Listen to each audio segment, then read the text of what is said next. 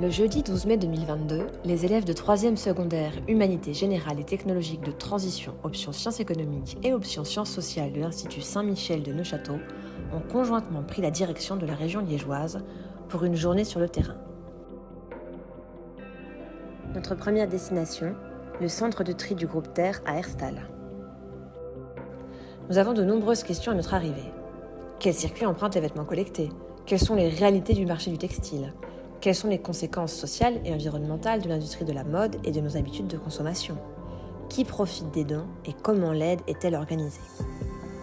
À notre arrivée, une présentation nous attend pour en apprendre davantage. Nous découvrons les entreprises et les services variés du groupe Terre, leur mission et leur stratégie, puis abordons les réalités économiques du marché du textile au départ de chiffres et d'exemples révélateurs. Au terme de la présentation de l'entreprise, une réflexion sur la fabrication et l'achat des jeans se lance. Les questions économiques, sociales ou encore environnementales sont débattues.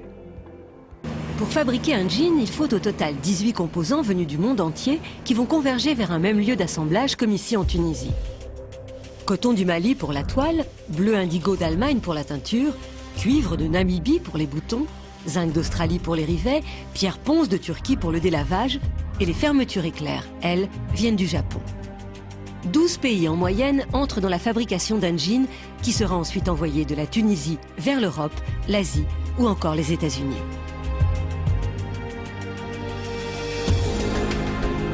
Si la moitié des dégâts écologiques d'un jean est liée au transport, l'autre moitié est causée par la culture de sa matière première, le coton.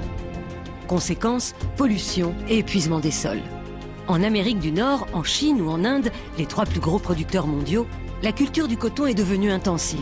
La production mondiale a été multipliée par 4 en 20 ans. Aucune activité agricole ne consomme autant de produits chimiques que le coton. Elle utilise un quart des pesticides produits dans le monde chaque année et provoque souvent des maladies chez les agriculteurs qui les utilisent à haute dose et sans protection.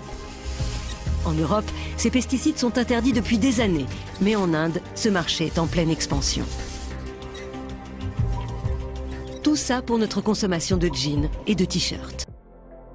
Déposer ces textiles usagés dans les bulles à destination des entreprises d'économie sociale labellisées Terre ou Solidaire permet la réduction des déchets et garantit une plus-value environnementale, économique et sociale.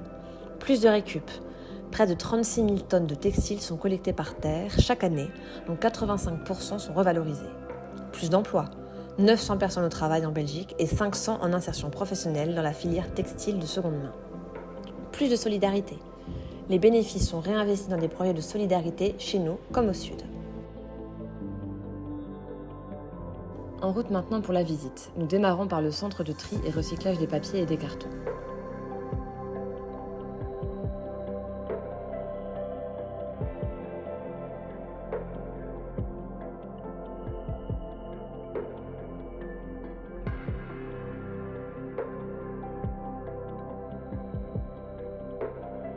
Prochaine destination, le centre de tri des vêtements collectés.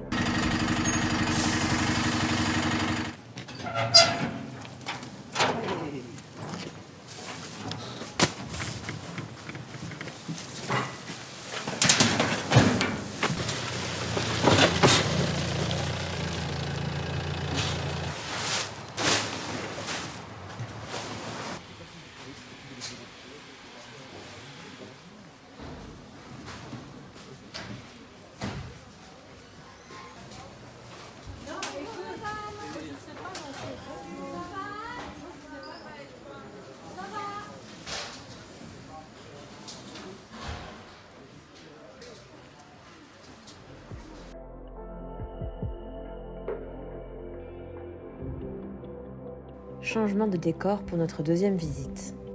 Arrivés à Tilf au sein du collectif Vent de Terre, un jardin pédagogique et un projet de maraîchage diversifié en agroécologie coopérative, les élèves ont pu profiter de différentes animations autour des questions sensibles de l'agriculture au XXIe siècle.